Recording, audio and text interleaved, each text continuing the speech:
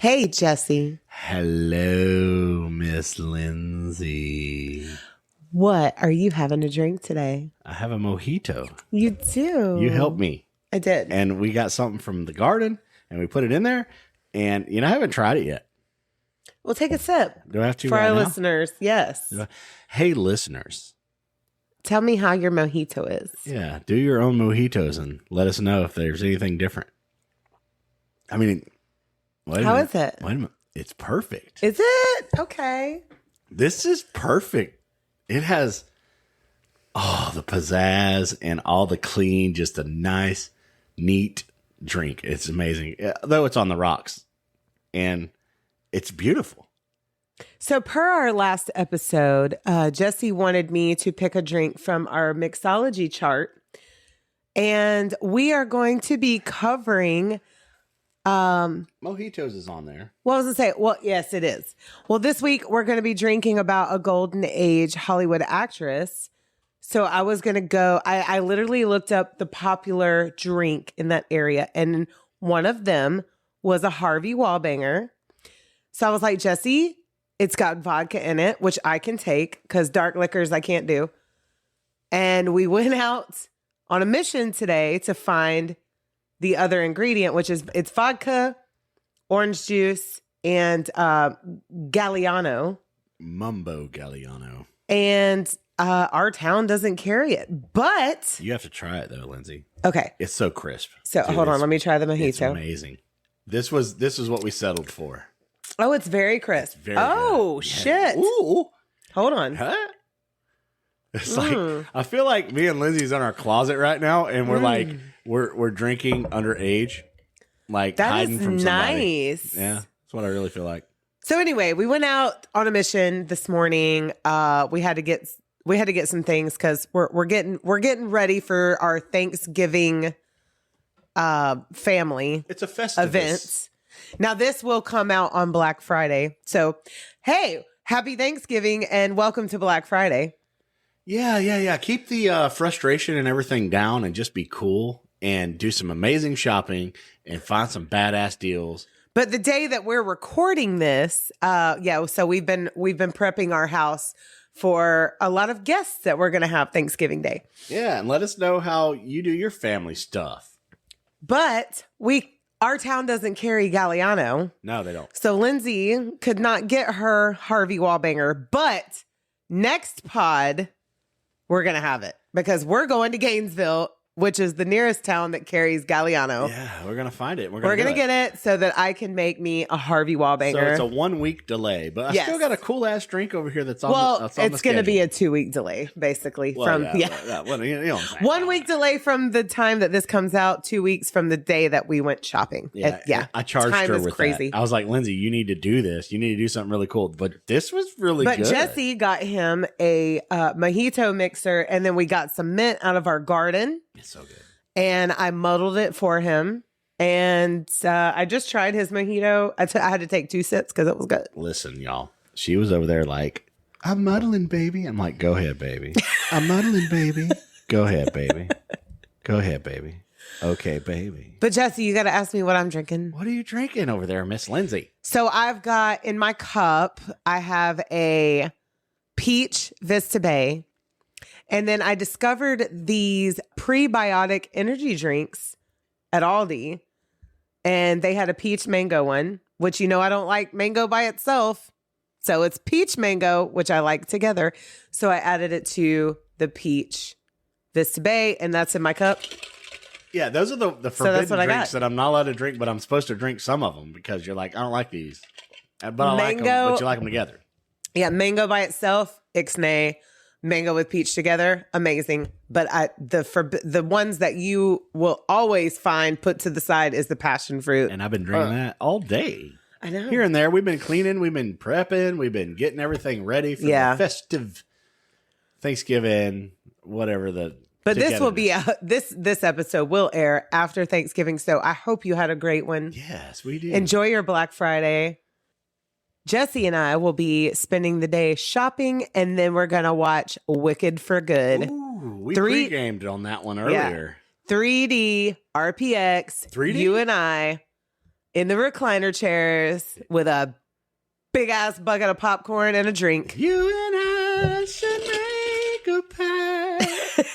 We will bring some wicked back. Yes. Just call my name and I'll be there. Fuck it, Lindsay. Happy Roll that Friday. intro. Yay! Oh my goodness, Lindsay. I'm excited. All the stores, all the things, just Christmas shopping. We love to give.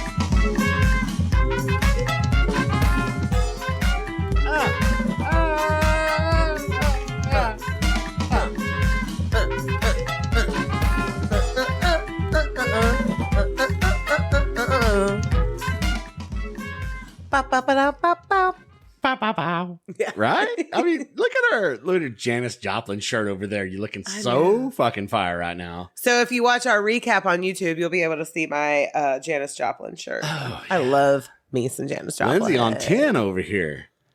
Look at you. Hey, can I take you out on a date? I guess so. Where are we going to go? We're going to go to the kitchen table and eat some chili? Yeah. Okay. Let's do that. You have Yes. things and you want to puddle me on things. I do. And this one is going to be a real... I want to see how many times you can say, oh my God. Is it going to be a humdinger? A humdinger? Humdinger. Oh. So, first of all, though, Yeah. I could ask you, what made you feel old this week? Getting over this sickness made me feel old. All the pills and things and whatever to get by. That kind of made me feel, I used to just power through that shit because I don't like medicine. You know me. I do not like medicine. You don't listen. Jesse's afraid to take too much ibuprofen because the last time I gave him some ibuprofen, he didn't wake up on time for work. Well, I just don't like it. I don't like to rely. I just tough it out. I don't know if that's just old school me or whatever. And I just do it, and you're like, come on, dude, I want you to feel better. I'm like, I'll be all right. Let me just die and then I'll live again. We live and die another day, whatever.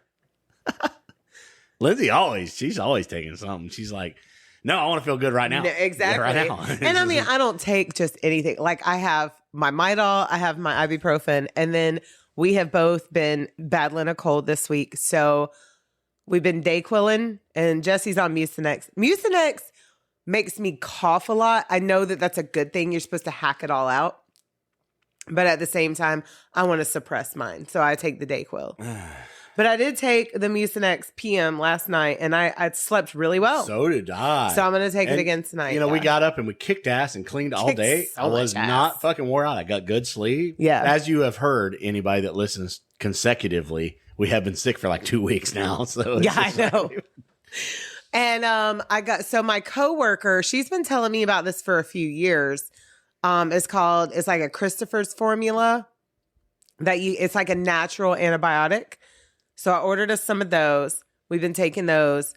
I think we have it beat Yeah, I think it helps. for the most part. We're over the hump. We're on the good side. We want to be completely better before we go out in the public for Black Friday shopping, which we will be doing as you listen to this episode.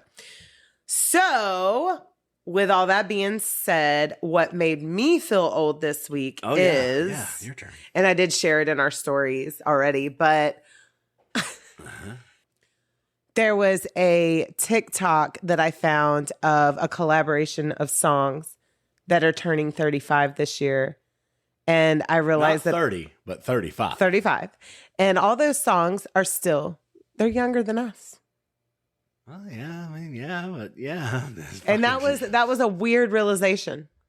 What was some of the songs? You're unbelievable. And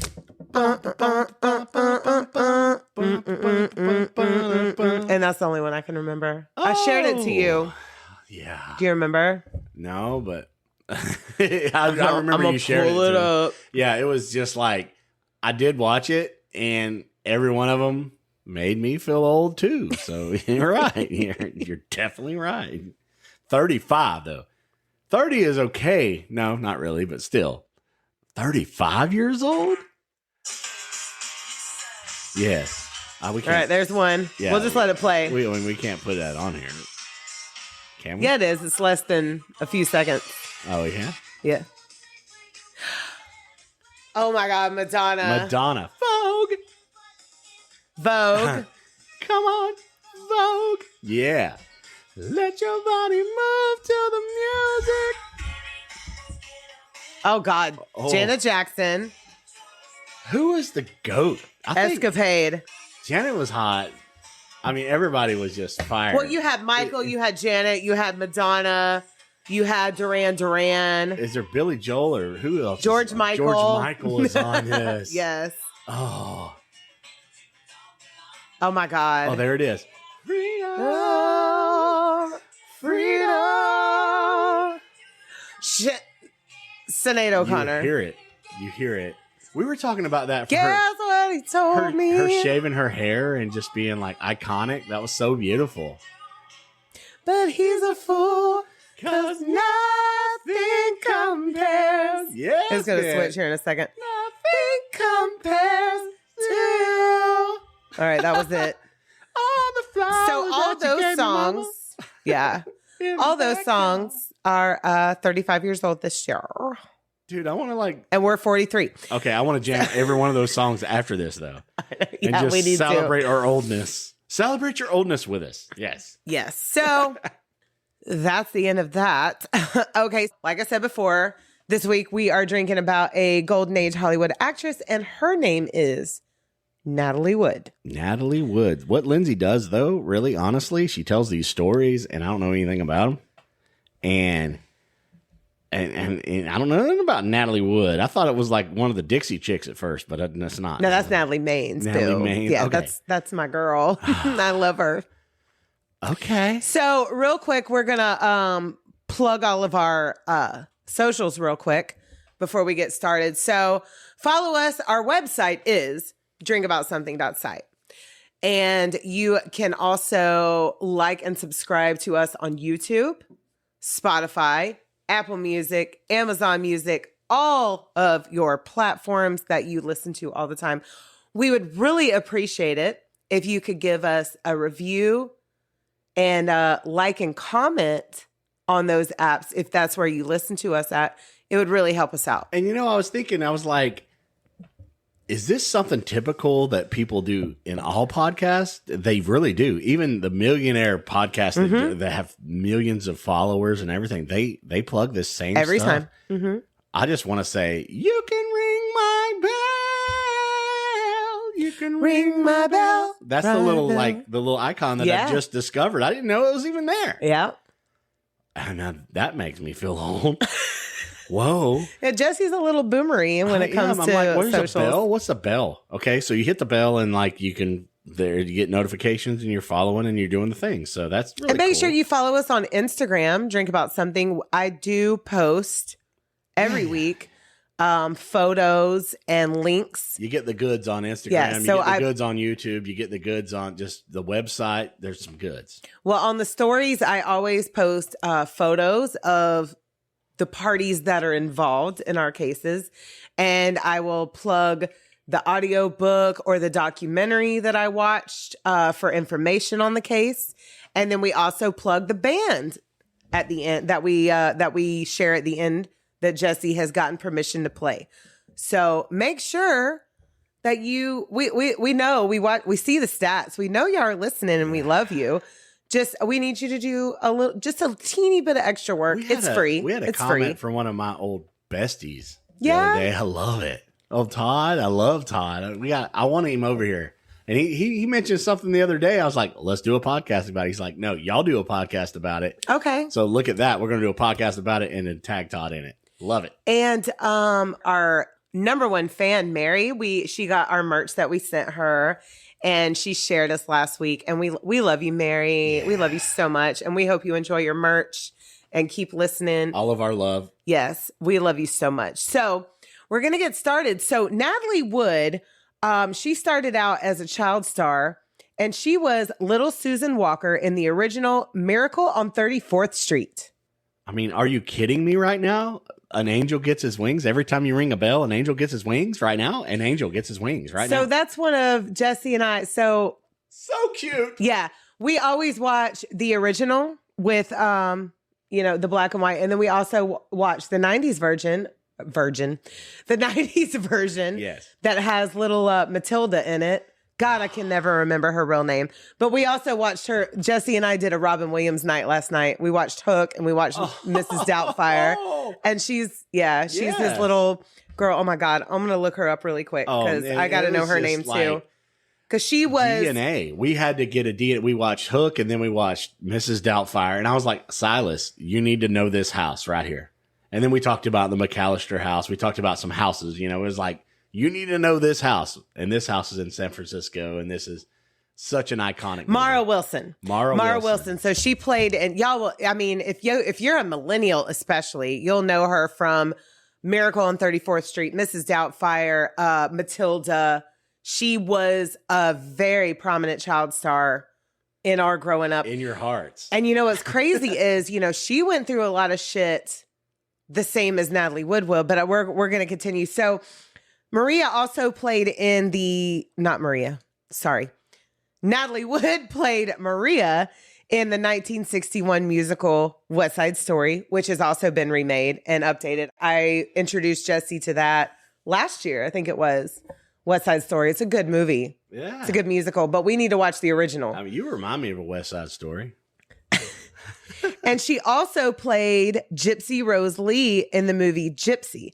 And that is who Gypsy Rose Blanchard is named after. So there's going to be a lot of... This is making me giddy over here. What? Yeah. So she played... So Natalie Wood had a very extensive career, okay? She was a very big deal among movie stars. And her fame came to be because her mother, Maria, was just a little nuts. There's going to be so many ironic coincidences in this story. It's going to blow your mind. It's going to blow your mind. I'm already on like 10 right now. So I want to see if you can pick them out. Like I said, already there's one. Her mother's name was Maria, and then she played Maria. Okay. So it's Maria. Yeah. We're going to talk about Maria to begin with. So Maria, I'm so sorry. This is Russian, so I'm going to struggle. Zudilova was born in Russia, and she was of Russian and Ukrainian descent. And her family had to flee to China during the Russian Civil War, and they were refugees in Harbin. Now, Maria, she would marry an Armenian mechanic named Alexander Tatulov. If it's not right, Lindsay, I swear to God, I'm kidding. Okay. So it's Alexander Tatulov, but he went by Alexei. That's a very popular Russian name. This is awesome. I love global stuff.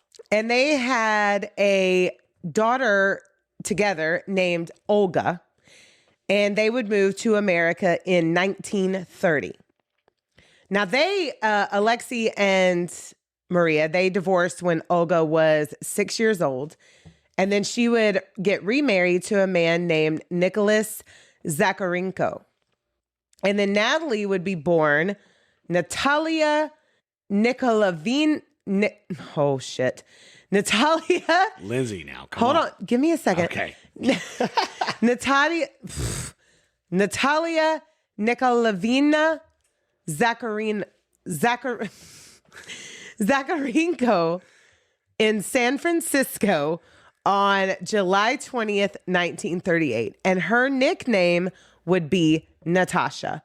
I just feel like you just slayed a dragon right I there. did slay such a dragon. Oh my God.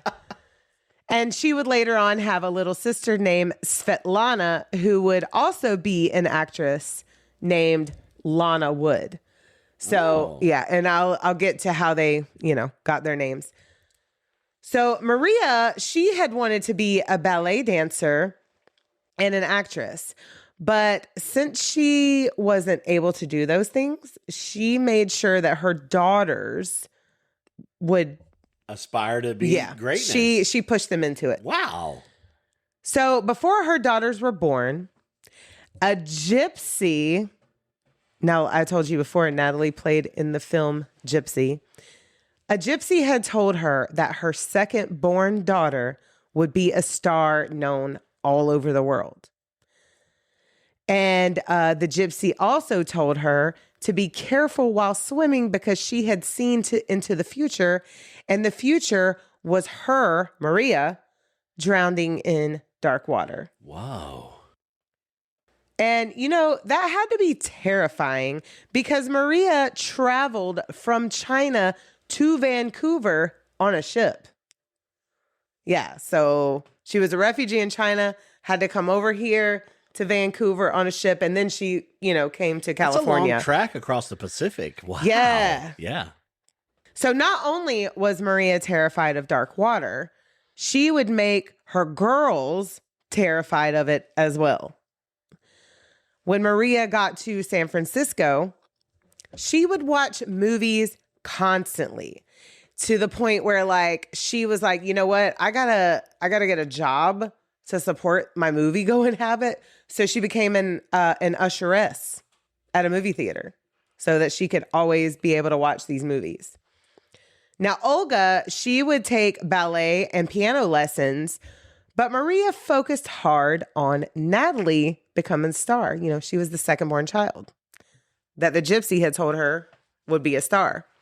I love all this so far. I mean, they got away from... But at the same time... a lot of things. Now, I mean, just saying, so far... Maria is making her kids live out her dreams, and that's not cool. Not pushing it. No, don't push it, I mean, I get that those who can't teach, but you teach, you don't push. You're just like, okay, well, you can try this and let them build from it, right? Right. And then that's it. Okay, I'm gonna keep going. You gotta let them fly on their own, however they want to fly. Keep going. I mean, I love it still so far. It seems healthy. I don't know how she's pushing it. No, maybe not. Maybe I'm just overstepping. I'm ferociously shaking my head. No. Okay. So Natalie started ballet at 3, and Maria would take her to the movies constantly, as a way to train her. Oh, so now you're getting into the disgusting side that you're... Okay. So she would also dress her up really cute and parade her around movie sets until she got discovered. And she did get discovered at 4 years old by William Goetz and David Lewis. They told Maria that Natalia, at the time, needed an Americanized stage name, so Natalie. Maria came up with Natalie Wood. Yeah. And Wood was from a director named Sam Wood. Maria did her homework on all, every part of a production of a movie. But it's unhealthy to Very push unhealthy. them on it. Okay. So she started out with small parts and commercials, and then Irving Pitchell discovered her, and he got her the big parts. Now, Maria would make sure that Natalie was pleasing, well-behaved, and Natalie was so much so that Irving wanted to adopt her. Yeah. Kind of strange. That's kind of strange. But Maria was like, no, we're not going to do that. But at the same time, this could all be a made up story because Maria liked to do things that made her and her children seem more important or more amazing than they already were. She had what we would call delusions of grandeur, things like that. Right. Now, for the movie Tomorrow is Forever, Natalie got the part for that. And she would need to learn how to cry on cue. So Maria would tell her, you know what? Think about our family dog dying. Well, trauma. Yeah.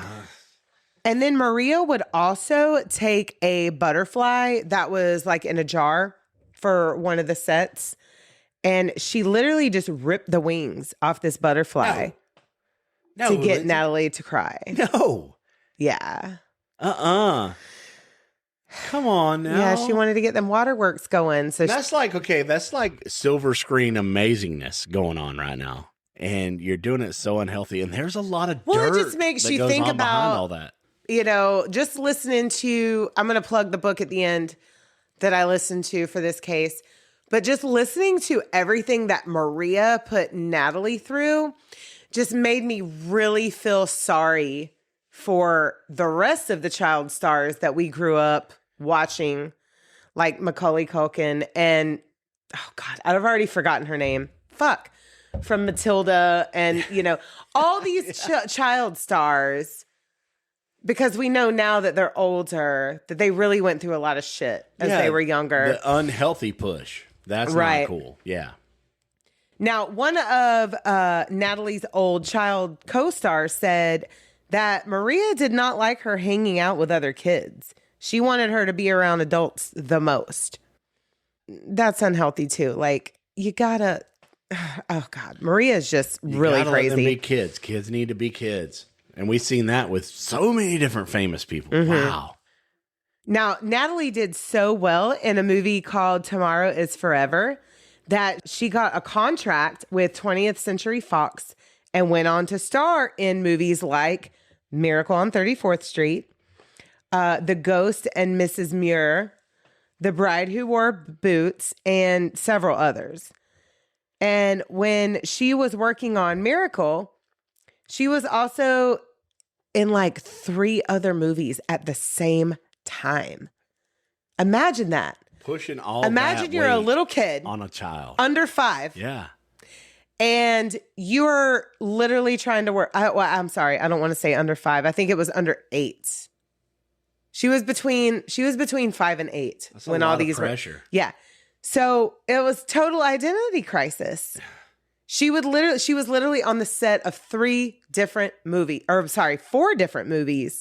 at the same time. 4. I couldn't do one. No, as an adult. Right. So Maria had all these crazy superstitions, and it was those superstitions were always in Natalie's head, as well as like Maria had pushed the fear of dark water on her, so not only is she playing in all these movies, pretending to be a bunch of different kids, a bunch of different people, she's got all these superstitions and all these fears that are in her head, like all at the same time, okay? Now, when she got in her teenage years, Maria would scare her about sex by saying that she was so small, because Natalie was like a very petite girl. Maria would tell her that she was so small that if she had sex with a well-endowed man, his penis would puncture her insides. And if she ever got pregnant, she would die. I'm over here looking at you right now like... Yeah. Maria was a nightmare. Yeah. She doesn't remind me of West Side Story.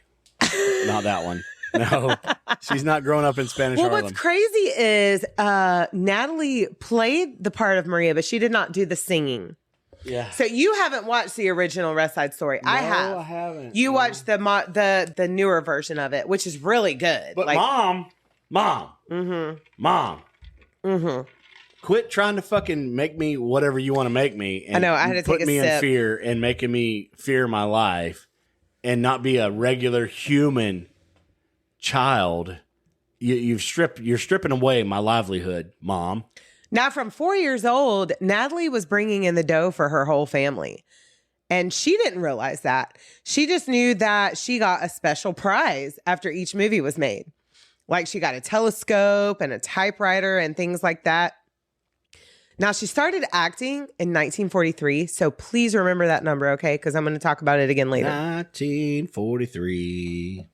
I will do my best. I'm not sure of alcohol. I don't know. But Lindsay, I'll do my best. I know we're 43, so hell yeah. And she was making around $800 a week at the beginning of her contract and was making $3,300 a week by the 8th year. That is $43,000 in today's money. What? The spending power. Not even to talk about all the royalties. Right. The royalties. Now, Maria, she was the pusher, and she even said, God made Natalie, but I invented her. Oh. Her ma. Yeah. So now we're just being completely disgusting. But at the same time, like, Natalie was super talented. Like, acting came very easy to her. And a lot of child stars don't continue to act out of childhood, but Natalie did. She even co-starred with James Dean in Rebel Without a Cause. What? Yeah. I feel like, though, there's only so much juice you can get from the turnip. Now, I haven't watched that movie in I want to say 25 years. We need to rewatch that because that's a good film. Yeah. Rebel Without a Cause. Yeah. She was Hollywood's it girl in that time period. Like, Natalie Wood was the tits. And when she was 15, this is kind of cringe, she caught the eye of Frank Sinatra, who was 38. So, ew. And of course, Maria was like, just be nice to the gentleman, fancy, and they'll be nice to you. No, you're kidding me right now. Wait a minute. Here's your one chance? Mm-hmm. Fancy? Don't let me down? Yeah. Lindsay. Yeah. Lindsay. No, you can't. No, okay, we can, but you he whoa. sent her, or Maria sent her off to party at Sinatra's house by herself. Fuck. At 15. And I thought Frankie was amazing. Just come on, Frankie. Come on. Oh, you haven't listened to podcasts Frankie. like I have. Like, you'll think a whole different No, you way. can't fuck with me and Frankie. Yeah, when we go into different cases, Frank Sinatra will come up quite a few times in some that I've saved. I mean, the plant's not emotional enough. I need a pillow to fight. I want something to leg wrestle later. I really do. Now, when she was 16 years old and working on Rebel, it said that Natalie was involved with director Nicholas Ray, who was 44. Involved. And Maria was all about it. She was like, yeah, babe. Yeah, honey. Yeah, darling, sweet child of mine. It's okay that you hang out with this 44-year-old man. But no, wait a minute, Lindsay. You're just dropping too much. Yeah, it's going to get dark here in a second. These are bombs already. And it was also rumored and alleged that Natalie was raped by Kirk Douglas. That's Mike Douglas's father. Yeah. I need a pillow. This is good. It's okay. He had allegedly lured her into his apartment for a script reading. And when she got there, he told her, I've always wanted to fuck you. And I've always wanted to fuck a teenager. I want to puke. Now, she was really good friends with another actor that has left my brain at the moment. But the next day after this happened, like, she went right to him and told him. Yeah. This is Dennis dirty. Hopper. Dennis Hopper. Yeah. This is dirty. Yeah. Hollywood dirty. Very Hollywood dirty. No. Yeah. And in fact, a couple of her friends and men she would later on date would say that she showed all the signs that she had been sexually assaulted in her life, but she didn't really talk about it. So Natalie at one point was engaged to a boy that she had had a crush on for forever named Jimmy Williams. They went to school together. Like, she had been tutored privately for most of her childhood through a lot of her movies. But then she went back to public high school, and that's where she met Jimmy Williams. And he didn't really give a shit about her at first. But when he grew up, he was like, oh, Natalie Wood. So they dated and they fell madly in teenage love. You remember teenage love. Yeah. It's so intense. Yeah. It's very intense. It's healthy to go through that stage. You have to go through that. But she's already been through so much already. Right. She's already lived a lifetime. You can't. It's everywhere, isn't it? She's been working since she was 4 years old. She's literally had a full-time job, multiple full-time jobs since she was 4 years old. Okay. Jimmy, he wasn't a Hollywood star, and Maria was like, no, absolutely not. Oh, you can't be a normal person. And Jimmy, he would attempt suicide after Maria made Natalie give the engagement ring back. Like, he tried it with a shotgun. And that's why I'm drinking this over I know. here. That's why I'm drinking this mojito. It's such a sad story, man. Now, when Natalie was 18, she met movie star Robert Wagner, or RJ. Now, you will know him as number 2 from the Austin Powers movies. Number 2. Yes. Yes. Yes. Now, he was 26. Natalie was 18. But, you know, back in those days, nobody batted an eye at that shit, especially in Hollywood. And they would get married in 1957. Now, she had actually gotten a headshot of RJ when she was 11 years old and put it up in her room and said that she was going to marry him. Oh, she was seeking him out. She sought him out. Oh, yeah. She manifested that 100%. But, you know, Hollywood marriages they're something else, okay? Yeah, they're all 6'7". So, first of all, Natalie, she was at the height of her career. And Robert seemed to be at a plateau around that time. And he was known to be a very jealous man. And then there were rumors that Natalie cheated on RJ with Warren Beatty. Like they made a film together. But it's literally like said that Natalie could not stand Warren Beatty, like at all. And it was very hard to have their sexual scenes in the movie that they did together because she could not stand him that much. Oh. Now she found him, she thought he was attractive and she respected his acting abilities, but she could not stand him. She was like, when you find out the human, you're fuck just like, you, Warren Beatty. I mean, we've had crazy stories about halitosis in actors and stuff. So I mean, if y'all did not know, the actor that plays Rhett Butler, I can't think, Clark Gable. So him and Vivian Leigh, you know, they play in Gone with the Wind, which is an iconic movie for all generations past 1940. So it was said that Clark Gable had the worst halitosis and Vivian Leigh would literally get nauseous every time she had to kiss him. That's exactly what I was talking about. Yes. But there's a lot of shit. And I told you about that, didn't I? That's why I had to bring it up. And even with like John Wayne and Crazy Things, is Hollywood. Wow. Yeah. Well, and they didn't have the dental amenities that we have now to address those type of situations either back then. So yeah, they still had gum.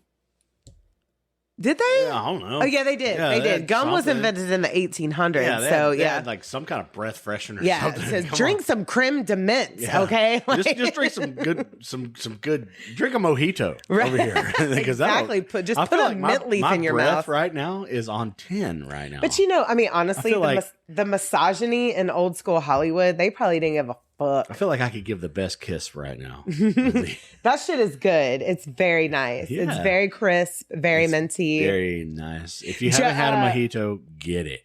Good. So Aaron sent me a photo of her and Morgan. They were drinking those last weekend. Oh, yeah. We had them on just a few weeks ago. God, that was so She was like, these are crisp as fuck. And I was like, yes, they really are. This is crisp. They are very crisp. So Aaron and Morgan, if you're hearing this is crisp. I'm following your footsteps over here. But, you know, honestly, real quick.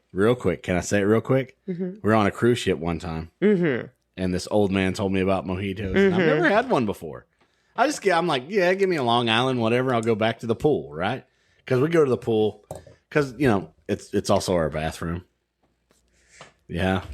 Not that we're disgusting. But I think everybody does it because they don't leave for hours and hours and hours and hours and hours. But we're hanging out at the pool forever. And this old man's like, dude, you need to drink a mojito. It's clean. It's a nice, good drink. And I was like, what? What's a fucking mojito? Jesse had them things coming on schedule. No, we were in like Mexico or somewhere, right? We were leaving Costa Maya. And we didn't get off on Costa Maya because it's got a shitty little dock and it's shit. And he told me about this and I stayed on it. So I think every cruise from now on, I'm a mojito man. Mojito. Anyhow, Lindsay, I just wanted to tell that story, but you can get back to your thing over here, whatever your fucking fuckery over here. Fuck. Well, like I said, there was, rumors that Natalie had cheated on RJ with Warren Beatty, but like I said, she didn't really like him at all. And there were also rumors that RJ had cheated on Natalie. Hollywood. Garbage. With a man. With a man. Yes. Now, there's absolutely nothing wrong with being a homosexual at all, but they're married, right? They're married. And, but at that time, you couldn't do that. But Robert had the same agent that other men that would later on come out to be homosexual. He had the same agent as those men. Right. So he kind of got classified in that same category. Like there were literally other females that would come to Natalie and be like, hey, we think that RJ is bisexual. And they would end up getting divorced. This would cause Natalie to attempt suicide. Oh, God. Yeah. The scandal has brought me to... And she's been through so many things. So many things already. And she sought him out, right? I mean, it was just like... she manifested their relationship. Right. Like 100%. I'm just saying, like it was, now she's even more destroyed. Here we go. Right. She loved him. She idolized him. Yeah. And so after 4 short years... they divorced in 1962. Now, RJ would go on to marry another woman she was another actress named Marion Marshall, and they had a little girl named Katie. And Natalie remarried to a man named Richard Gregson, and they had a little girl who she named Natasha, which was her nickname. That's very cute. Yeah. Now, 10 years after their divorce, and now having married and divorced other people, Natalie and RJ were at the same party and rekindled their relationship. And they were remarried in 1972. And together, they had a little girl named Courtney in 1974. Oh. So they married, divorced, had children, remarried other people, came back together, and now they are... Reconsolidated. Yeah. If that's what you want to call it. Yeah. Call it that. It happened. Now, in this go around, they were both, much more mature people. And RJ's career was very active and Natalie's had slowed down. And she was good with that. I mean, she had been working her whole life. So she took a hiatus and focused on being a mom. Yeah, because he stayed all the way active up until, Austin Powers and stuff, right? I mean, he's been active till, now. Still kicking ass. Oh, and I meant to say that Kirk Douglas, who allegedly raped her, he lived till 103. $103. Are you kidding me? 103. Because when I was, side googing and everything, because the audiobook that I listened to, which I will plug at the end, it just said a very famous actor and director. So I was like, I want to know the fucking name of this person. So I Googled, I was like, who allegedly sexually assaulted Natalie Wood? And Kirk Douglas came up. And so I Googled Kirk Douglas because I was like, Douglas, that's a name I know. And then, of course, it was Mike Douglas's father. And then so it showed when he died, 103. Yeah. He lived longer than Betty White. I'm not okay with that. I'm not okay with that. But at least he made Mike Douglas, and that's the only white man that's ever made me moist. And we love Mike Douglas, and we hope that he's a wholesome person. I really do. 104. So after a few years, Natalie decided to take a role in a sci-fi thriller called Brainstorm, in which she would co-star with, are you ready? No, I'm not, but yeah, okay. Are you ready? Are you ready? Christopher Walken. Christopher Walken. In a winter wonderland with all the cowbell that you could ever fucking have. But I mean, we always need more. That's what we always need. We need more cowbell. Now I'm going to show you. So you and I have watched Christopher Walken our entire life. Yeah. I'm going to show you what he looked like in 1981. 81 Walken? 81 Walken. Isn't he handsome as fuck? Like, okay. He's not Gert Beef Probe right there, okay? Chiseled fucking handsome. Like chiseled. Does that make sense? So what's everything that we love? What's everything that we love about Christopher Walken? I mean, he can get it, dude. He can get it. 80 Christopher Walken, 1980s Christopher Walken, hot. All my minds were blown. You can stab him in the face with a soldering iron. All my personalities were like, yes.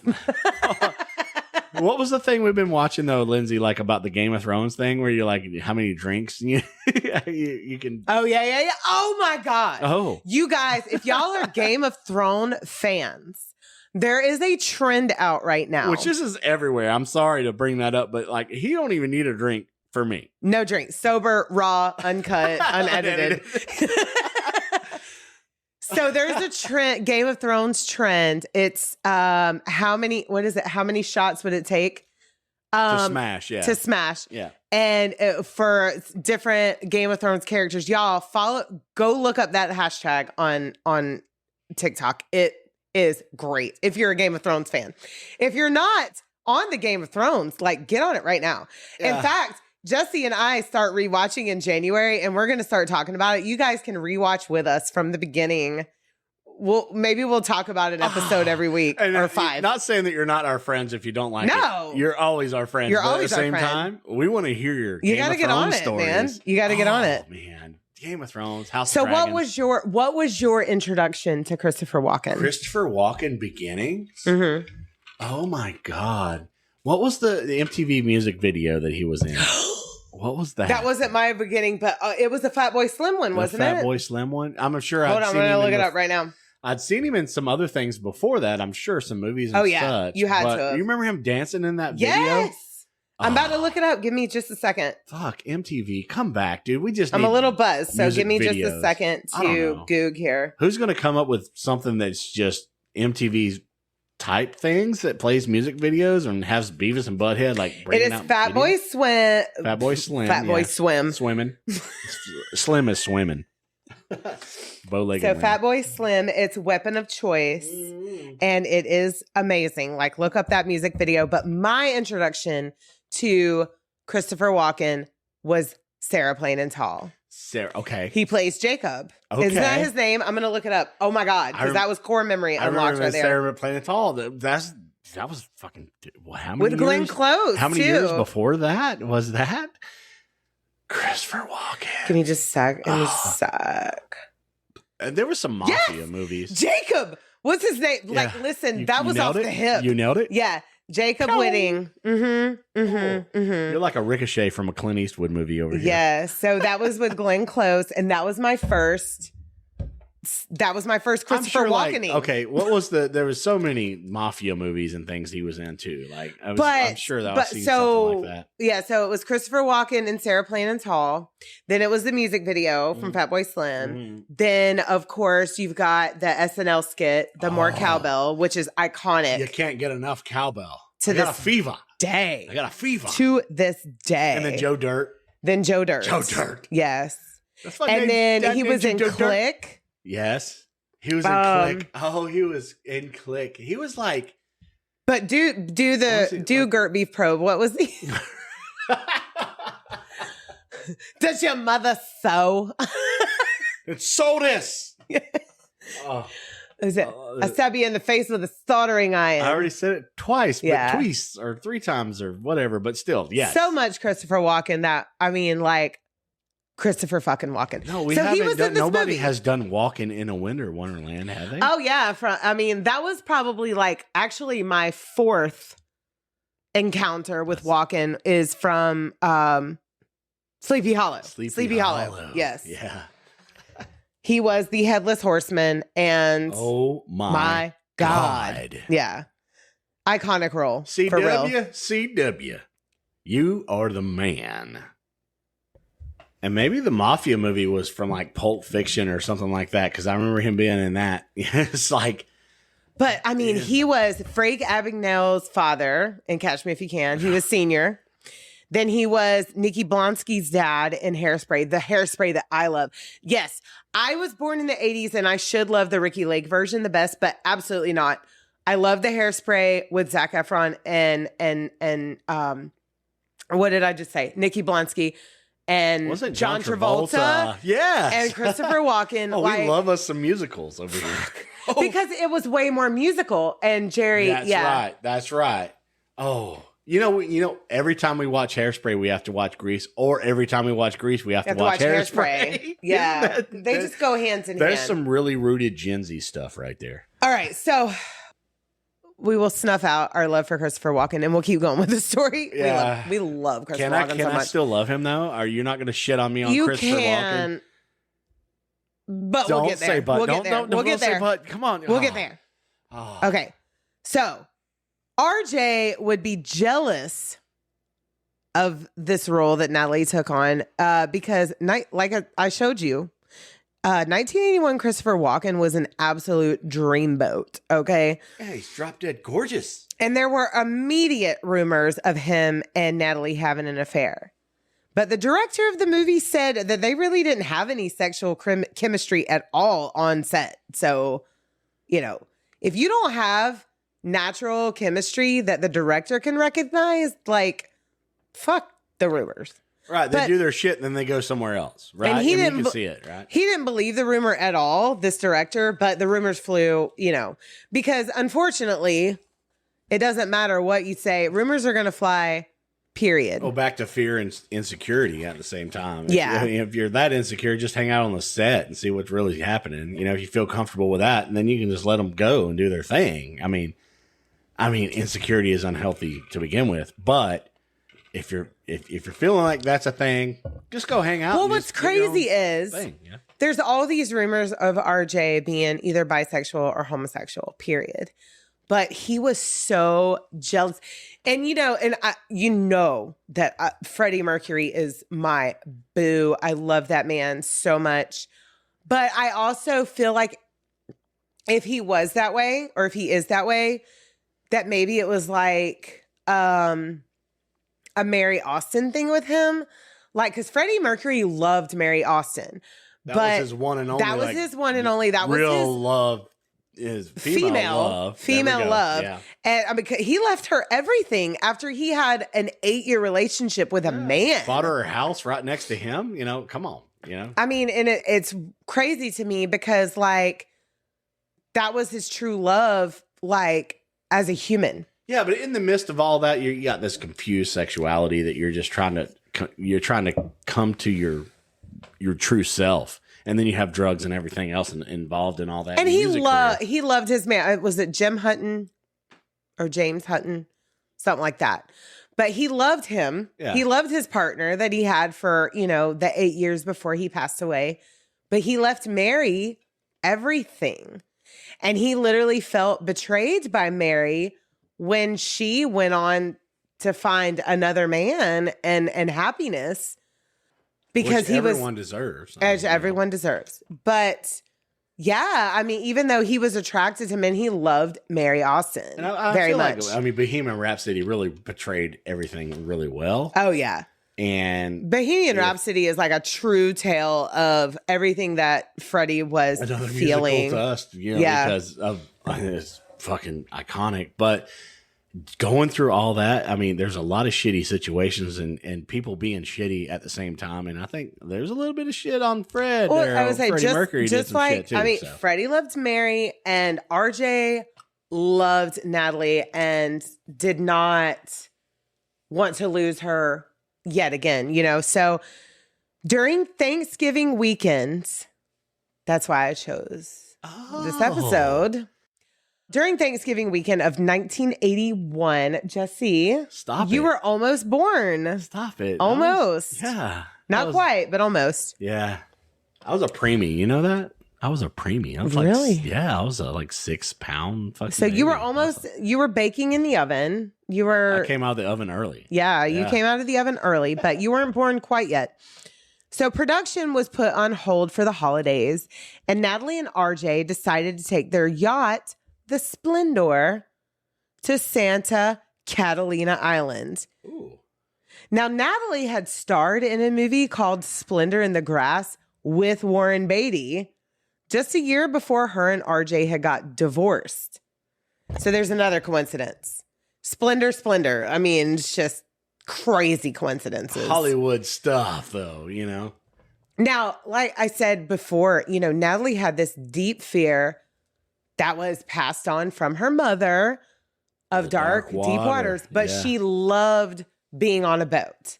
Like, a lot of people don't even understand why she was on this boat, but per the audiobook that I read, RJ had always had boats since they started dating in the 60s. And she always felt safe on boats. She literally felt like the dark water wouldn't get her if she was on a boat. She felt safe. Yeah. She felt safe all the time. So, I mean, she was used to the yacht life, the boat life. She loved it. Now, they invited other movie star friends to come along for this weekend. But there was like some rough seas and some bad weather. And the only one who would end up coming was Christopher Walken. Oh. Struggles on the high seas here. And it's just funny, too, because I'm thinking of Catalina Island. I'm thinking of the Catalina wine mixer. Oh, yeah. You got to have a wine mixer. Yes. It's the Catalina wine mixer. Oh. That's why I wanted to watch Step Brothers last night, by the way, because I was like, can we watch Step Brothers? And you were like, no. No, I wasn't like, no. I just wanted to put it on a burner. Can I have burners? Jesse was feeling very nostalgic. So we watched Hook and we watched Mrs. Doubtfire. Wasn't that just as good? It was. Come on. It was amazing. But I get your whole fucking wanting to do your Catalina wine mixer over here now. But I wanted to have it in your head. I didn't know. I mean, if I would have known. Boats and Hose, bitch. Can we watch Boats and Hose later? Yes, absolutely. Yeah. So Natalie, RJ, Christopher Walken, and the yacht captain named Dennis Davern. That's it. That was it. That was on the yacht. This is a salad to begin with right here. Yeah. This is not a good one. They were the ones who set sail. Now, the waters were choppy, but they set out anyway. So when they get to Catalina, they anchored and they went on the island to shop and wine and dine, okay? So the first night, RJ wanted to move the boat because the swells were getting bigger, but Natalie was super scared and they argued about it. I am not sure why she was scared. I don't know. It's very strange and weird. Might have been a little much, you know? Yeah. Might have been much. So Natalie and Dennis, the captain, they go to shore and they stay in a hotel while RJ and Christopher Walken stayed on the yacht. So now they returned to the Splendor the next morning and then later had dinner at Doug's Harbor Reef, and everyone, including Dennis, the captain, they got stinking drunk. Now there was a dinghy called Prince Valiant. And yes, the dinghy, the yacht's dinghy, had its own name. And Prince Valiant was also a movie that RJ had starred in. Like, so many coincidences here, right? So Prince Valiant was what was getting them back and forth from yacht to shore. Now, the manager of Doug's was concerned about them getting back to the Splendor safely after they had wined and dined because the group was wasted. Also, apparently, there was an argument between Natalie, RJ, and Christopher Walken because RJ had felt like they were being just a little too flirtatious with each other, and he had smashed a glass at some point. Like, this dude made a scene. Things calmed down a little bit, and then they decided to set sail back to the Splendor. And the restaurant manager had patrol follow them back to make sure they arrived at the yacht safely.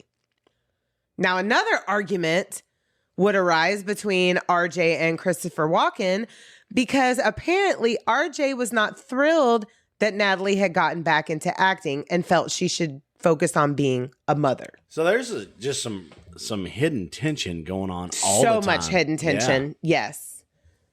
And Chris was like, bro, she can totally do both.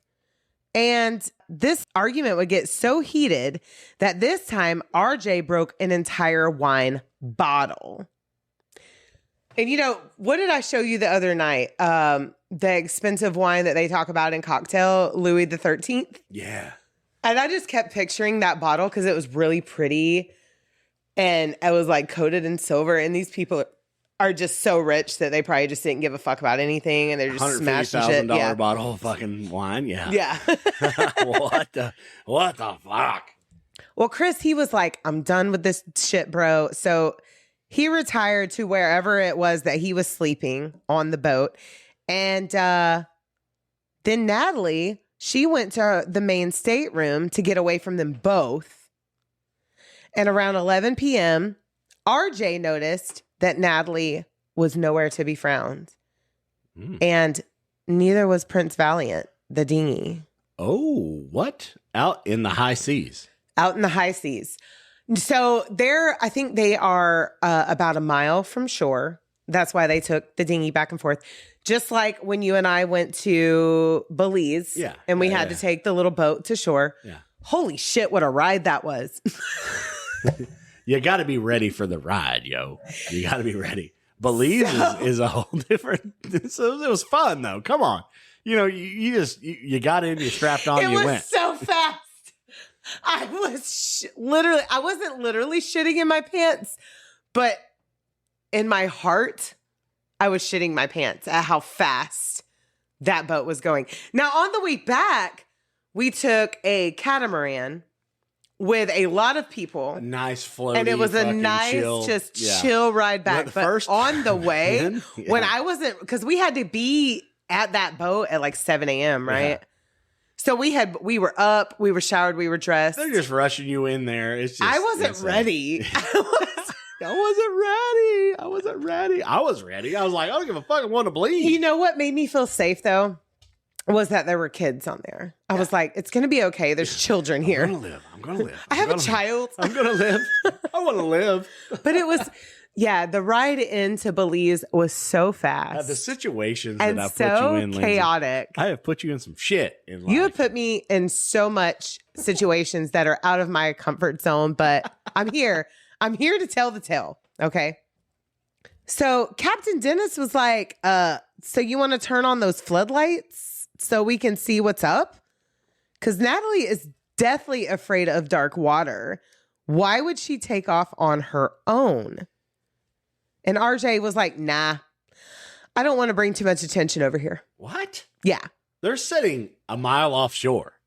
That's a fucking long ways for a dinghy. Why, RJ? Why would you want to bring attention to this boat? Why wouldn't you want to bring attention to the boat that your wife is now missing from? Now, wait a minute, Lindsay. Right. You rolled your eyes before you started talking about all this, and I'm starting to learn your little mannerisms over here. Lindsay, I'm going to the plant. Hang on. Let me adjust. So I've decided that plant is going to be called Courtney LaPlante. Are you kidding me right now? Yeah, that's Courtney LaPlante. I'm allowed to? From Spirit Box. Allowed to be? Yeah. Our other one, we're going to name that one Robert Plant. That's Courtney LaPlante, and that's Robert Plant. I think I've called him Robert more times than I've... Okay, whatever. But you got to... So I've already said that one's a girl because she is the only one that's bloomed. She has given me a bloom. Robert over here hasn't given me 0 blooms. But I feel like Courtney, Robert Plant can bloom. Courtney has bloomed. Courtney is blooming. Courtney has bloomed, and she's blooming in real life. So that's Courtney. This is Courtney. That's Courtney. You're emotional support, peace lily. We're naming her Courtney LaPlante. I kind of opened up for Courtney one time. And then our other peace lily that does not want to bloom. Don't yell at it. That's Robert. Don't yell at Robert. Robert's a rebel, and he doesn't want to bloom. He's like, I done did this. Y'all are late. Y'all late, boy. You on date. So now a woman named Marilyn Wayne, whose boat was anchored near the Splendor, would say that she heard a woman calling out saying, "Help, I'm drowning." And Marilyn called Harbor Patrol, and no one answered the call. No one. Harbor Patrol didn't answer the call? Harbor Patrol did not answer the call. Fuck. So apparently there was a big party ashore, and Harbor Patrol was possibly in attendance. Now, Marilyn would also say that a drunk-sounding man answered the cries of the woman, saying, "Hold on, we're coming to get you."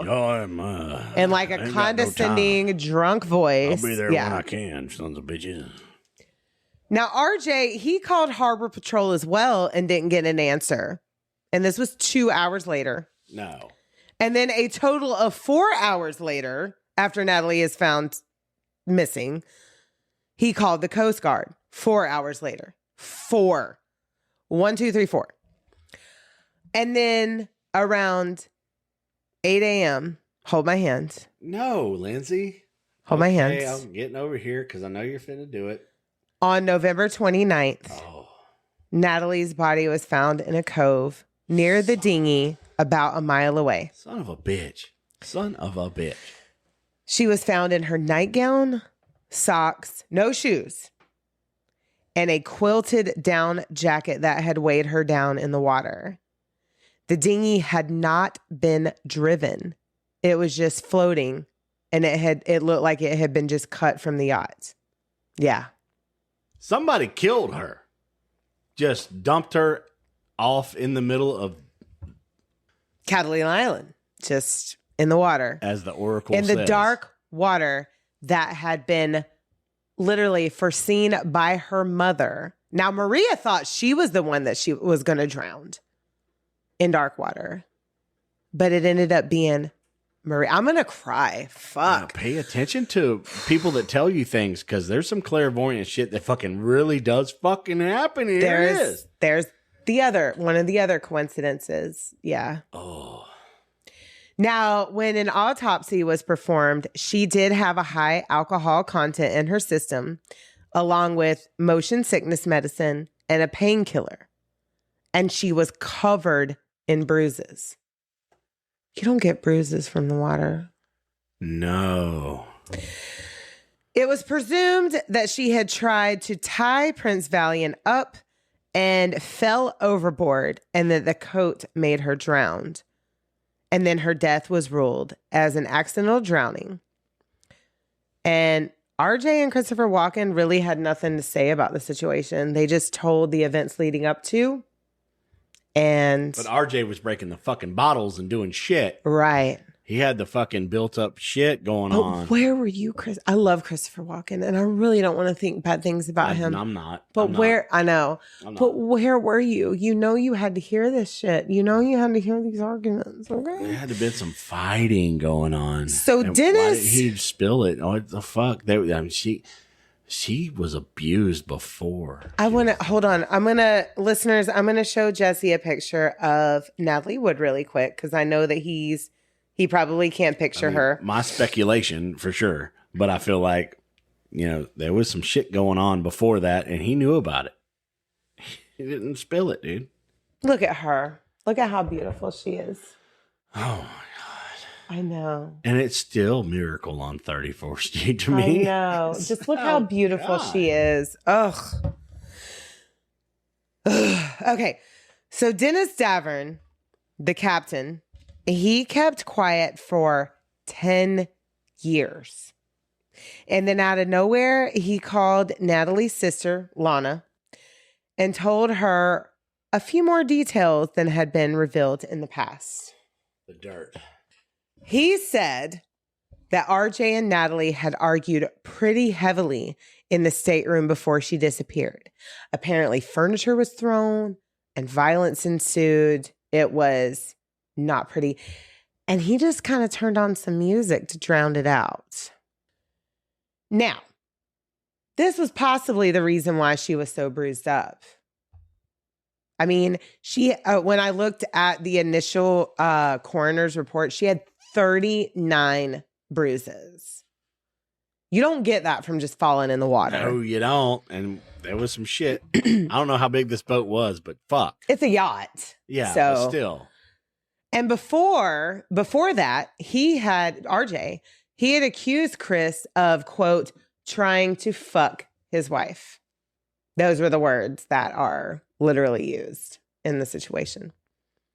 Now, Dennis says around 11 p.m., everything went quiet after Robert screamed, "Get off my fucking boat." And that was it.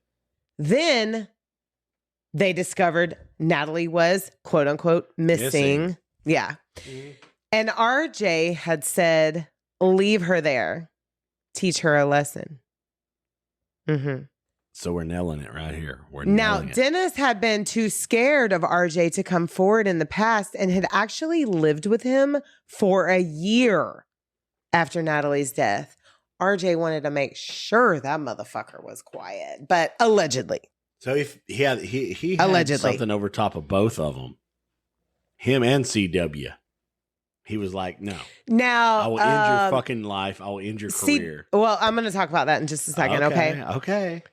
So an intern for Dr. Noguchi, who was coroner to the stars, he had also been the coroner for Marilyn Monroe.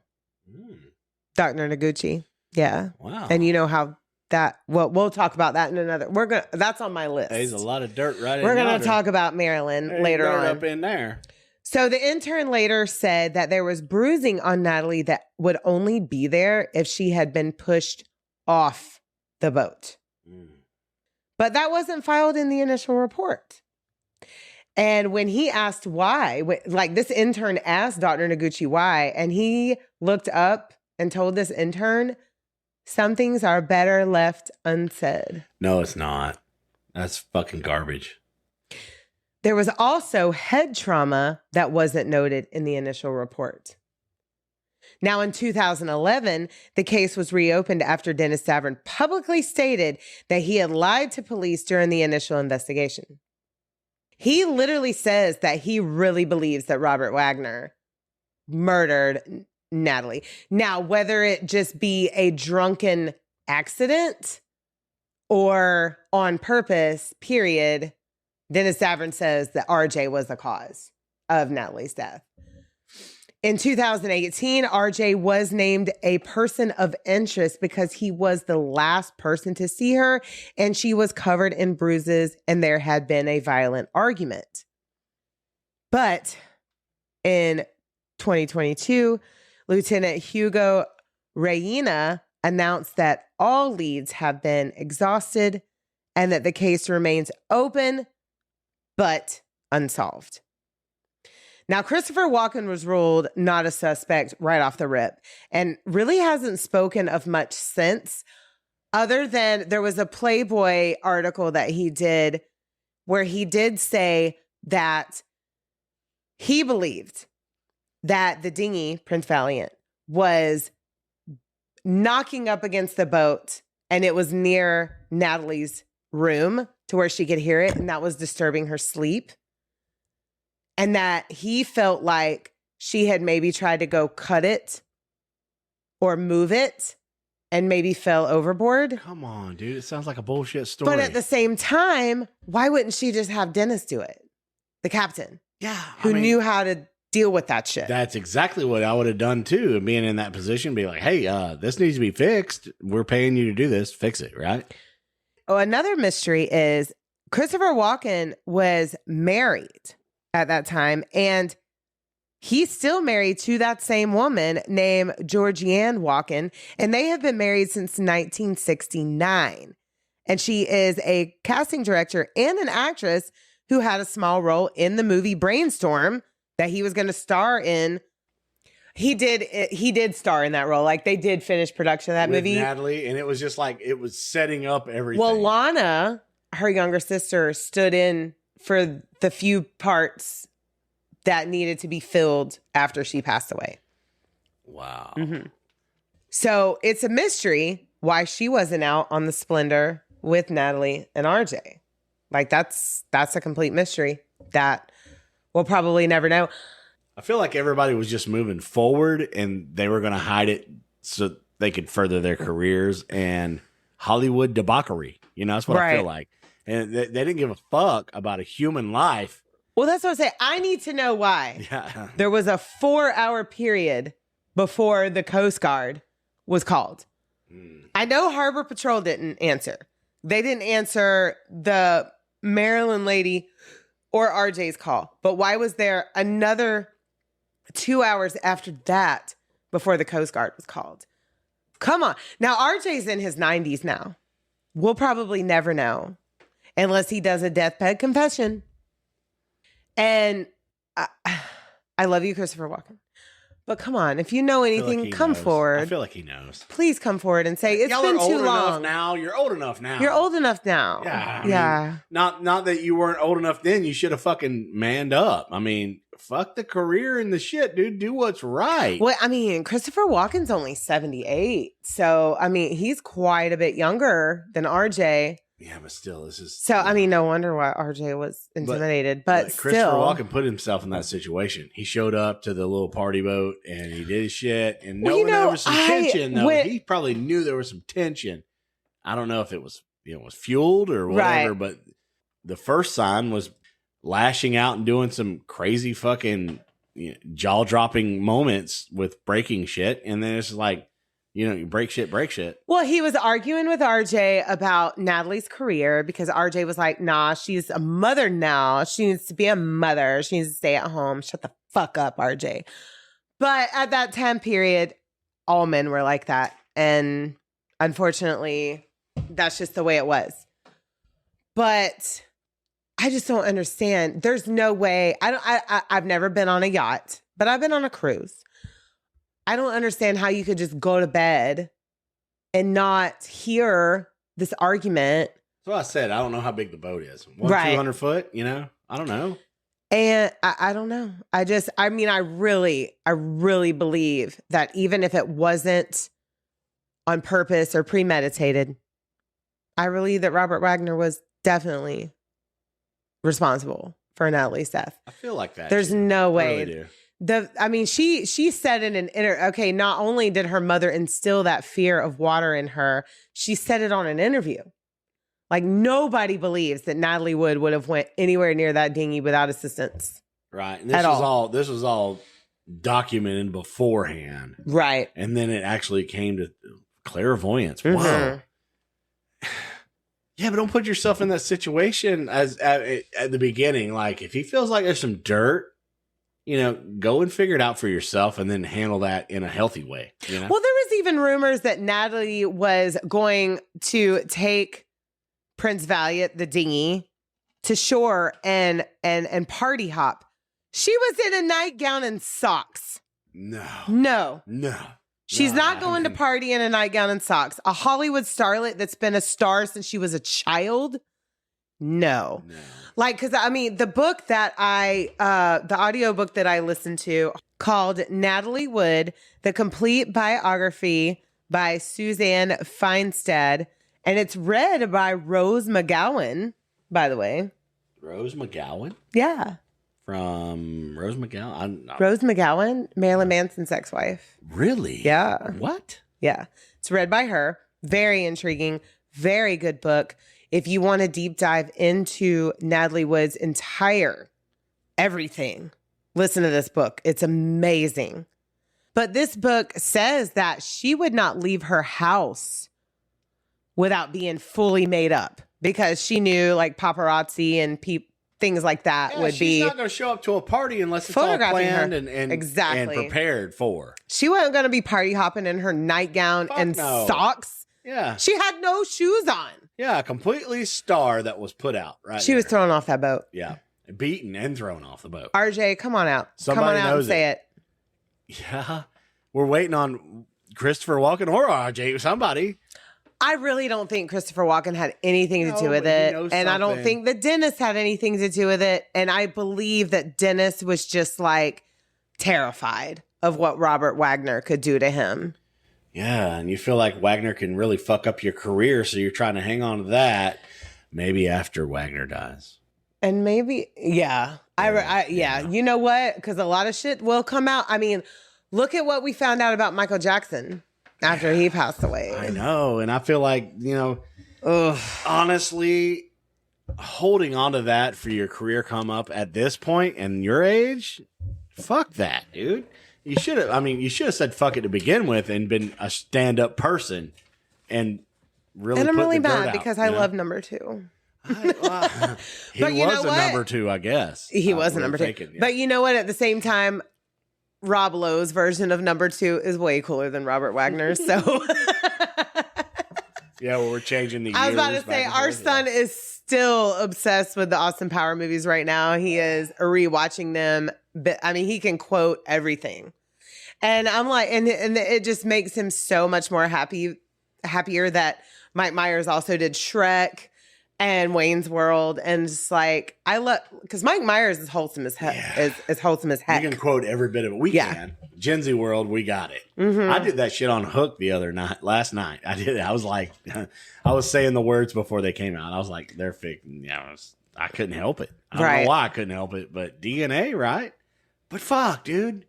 Austin Powers, like all of them, especially The Spy Who Shagged Me, and then Goldmember. I think Goldmember is my favorite. Goldmember is my absolute favorite. Are you kidding me? You know what's crazy too is because I love Goldmember is my favorite of the Austin Powers franchise, and Shrek 4 is my favorite Shrek of that franchise. And like I love I don't know what it is, but his last ones are the tits. Now I know we got Shrek 5 coming up, but Shrek 4 and Austin Powers 3, those are my favorite. But I still want more. I still want more. We want more. Yeah. We want it so much. But I mean, there is certain things about all of them that I love so much. But those two are top notch. But we're going to go back to this because this was a absolute travesty. You know, and even little Courtney, like their daughter together, Robert Wagner's and Natalie Wood's daughter together, like she's on her father's side, but there's just no other explanation. Like Natalie pull it out of nowhere. Had too much fear of water to go anywhere near it. And you know that she knew she could call up Dennis and be like, hey, help me. Even if what Christopher Walken said was true, that the dinghy beating against the boat was bothering her, she would have called Dennis. She wouldn't have tried to do that on her own. No. I mean, they're spending the money. He's the captain. They're paying for him. He straight up says, Dennis, now he's got a book too out called, and I haven't had time to read this one because I was listening to the other one. So he has a book out that I am going to visit. It's called Goodbye Natalie, Goodbye Splendor. And that's his telling of everything that I have not explored yet. So maybe listeners, we can listen or read that one together. I'm going to listen if you guys want to read. Absolutely. I don't have time to sit and read. I have to listen so I can be productive at the same time. Oh, yeah. But wouldn't that be cool to do like a live audiobook? Like, we should do book that. club. No, you can do that. I think you can do that and get away with it, right? Yeah, absolutely. Go live with the audio thing and, you know, it's whatever. We should set a date for that one. But the Natalie Wood biography by Suzanne Feinstead is amazing. Like it will have, because it talks about all her involvement with all of these old Hollywood stars that we all know about. And some of them had no business hanging out with this young girl.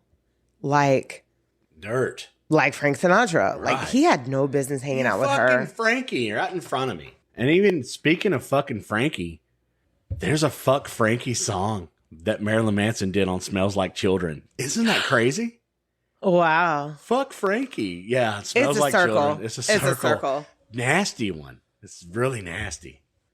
So that is my coverage on Natalie Wood. Oh, wasn't that a good story though? You know, for our Thanksgiving weekend, into that because there's so much dirt in Hollywood and everything. So much dirt. Oh, yeah. We're gonna cover some more in the future for sure. They're on my list. I wonder if that's why Marilyn wrote that song, Marilyn Manson, because of the fuck Frankie song. I mean, I don't know. And it's crazy that Rose McGowan narrated this book. I don't know. Maybe we're coming up with. But you guys got discovery. I need to make a whole playlist of all the audiobooks that I have read throughout or have listened to throughout my journey here. We need to do that for our 100th episode. Yeah. But we got a while before then. That'll be season 3. That's gonna be a hootamaroo. Mm-hmm. Holy shit. We're getting close to our 60th episode. So yeah. This will be 58, right? This will be 58. 58. Wow. We got 2 more before 60th. So tell me, sir, what band are you going to plug this week? Oh, shit. I have music. Yes. I want to play this amazing band. Holy shit. Let's see. We're going global here. We're going global. I'm so excited. I have Natty Borda from Colombia, South America. And we're finally there, right? We're finally there. Oh, wow. It took so long to get there. We love you, South America. Yes, yes. And I love this song. Thank you for finally tuning in. Yeah, thank you so much. You were our last continent. I know. We're to there now. to have listeners in, and we got them. Yeah. Brought us global. This song is called No Return. So love it, share it, check it out. Here we go. There's no way back. I will explain why. I can see your eyes without thinking in our unreal past. My heart wants to express its feeling with this song. Whoa, whoa. It will be the first and the last song that I write for this love. Whoa. We both need to grow up and take a step to the future, saying thanks for all that we live. I'm not willing to fight, no, not willing to start again, 'cause this is not the place where I want to stay. We've been trying and trying without reaching any goal. Our path is not enough to keep on. Your constant disappearance left me without a strength that I need to follow the path of love that one day I built. My heart wants to express its feeling with this song. It will be the first and the last song that I write for this love. We both need to grow up and take a step to the future, saying thanks for all of the things we live. Though I don't want to harm you, but I cannot avoid it, 'cause I need to be clear with myself. I'm not willing to fight, no, not willing to start again, 'cause this is not the place where I want to stay. We've been trying and trying without reaching any goal. Our path is not enough to keep on. I'm not willing to fight, no, not willing to start again, 'cause this is not the place where I want to stay. We've been trying and trying without reaching any goal. Our path is not enough to keep on.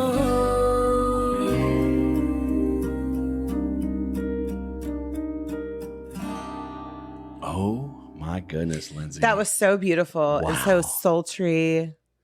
And I loved it so much. So you can follow Natty Borda at Natty Borda Artist on Instagram. And I automatically followed her on Spotify as well. beautiful music. Beautiful music. Beautiful for this episode. I don't know if like some of her stuff is like Spanish or Portuguese. It is. Or It is. Spanish. So yeah, so it's in a different language, and you can click see translation.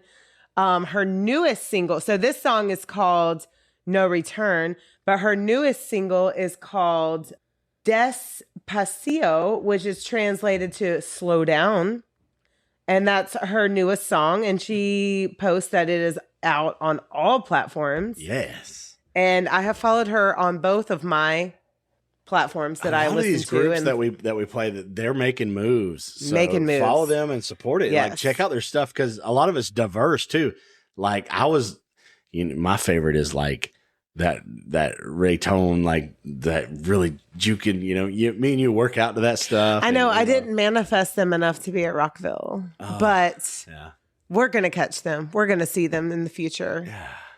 So, I mean, honestly, like Oh, we're gonna at the first of the year, we're gonna do, our countdown to Rockville. I mean, so far, like, my manifestation powers have really come through. Like, we got Parkway Drive, we got Lamb of God, we got Lorna Shore, Slaughter to Prevail. Yeah. Which is a different whole genre from this, but like, absolutely. we love reggaeton though. I mean, Yes. I love reggaeton, and I just love this style of music, and it's the diverse style we love all kinds of music, and I'm so glad to just put this out here. It's amazing. I love it. So amazing. Oh, and I fell in love with you because you used to love Zumba. You still love it. I still love it. And that music. I just don't get an opportunity to go anymore because I do work night. We get some Latin music on a cruise ship, man. You get Oh, down. we get down. We probably don't look that cool at our age anymore. It doesn't matter. No, it doesn't We're matter. still going to juke. We're gonna do it. People would be like, getting it. And I remember one time we was juking on a cruise ship, and people were like yelling at me like, "Get it, boy, get it!" I was all getting it. Get it, white boy. Yeah. Yes. And then somebody started yelling, "Don't get it! No, you're done getting it." And I was like, They "Oh." did not. Yeah, they did. And I was like, I'm done, but I still want to keep going. Well, but on that particular cruise, we had an amazing cruise director named Cam, Oh, and we were having the time of our lives, like literally. yeah. I don't Literally. think we're ever going to bring any bad vibes on a boat. Now I Yes. had Have you? the time of my life In the middle of that cruise ship, when everybody was yelling, it was like 5,000 people, and they did the songs and the whole collaboration. Yeah, listeners, let me know if you want me to share the videos. Follow us on Instagram, and I will share the videos of what was it, like 3 or 4 floors Yeah, Lindsay, of people singing I just want to do this 80s music. for your podcast. I want to do this for everything and for our cruise, because I didn't do this yet, and I want to do this because Okay. I just want to do this. Those memories right there, Yeah. and your story right here. Ooh. But the music that we just shared, I love it. But hashtag justice for Natalie Wood. Justice for Natalie Wood. Let's figure out. Okay, so you got RJ, Christopher Walken. Yeah. Nobody can make me hate you, but please come forward and say what really happened. Come on, man. We want to know. It's been long enough. And Natty Board to follow and love her music because it is lovable. But So the lovable. number 43 I wanted you to pay attention to was she started acting in 43 and she died at the age of 43. What? Mm-hmm. Lindsay. That's our age right now. Yeah, but we didn't have any oracles or any. No, but Jesse gypsies and I tell are us something. literally 43 right now. And that was just really crazy to me. And she started acting in 1943. Yeah, the peak of her life, she had kids and everything, and just things, it was like, Her youngest daughter was only like 7 years old. wow. And she probably wanted to portray Little Courtney. the acting career and everything. I mean, that's all she knew. That's really all she knew. Miracle on 40. And Robert Wagner, I know you're old as shit right now, Tell but the shit. Tell it. why were you such a fucking Just don't do it. jealous There's asshole, a whole vein man? popping up. God. I feel like there's a vein. Yeah, fixing there's to a pop up. vein popping out. We're going to watch Miracle on 21st Street. 34th Street. We're going to watch the Miracle. all We the always miracles. do. We do every year. We watch both of them. We love them 34th both. Street. Why am I? Yes. Why am I so fuck? Oh, it's the mojito. And yeah, was it Mara Wilson who played Matilda, and she played in the reboot of that movie. Yeah. And I mean, she has some crazy shit in her. I mean, she was a child star also, which is also ironic to me, so we may cover her later on as well. Yeah. Yeah. I don't want to. No. I don't want you to tell me anymore. There's a few child stars that we're going to cover. We both know about one from All Dogs in Heaven. All Dogs Go to Heaven. We talked about that one before. Yeah, we're going to talk about her later on. It, Lindsay. That one's going to be a short why? one, but you put me. You keep breaking me fucking down over here. You're breaking me down, bud. it's like I know that we enjoy, these child actors, but what they go through or what they went through, and I hope that there's a better system involved now.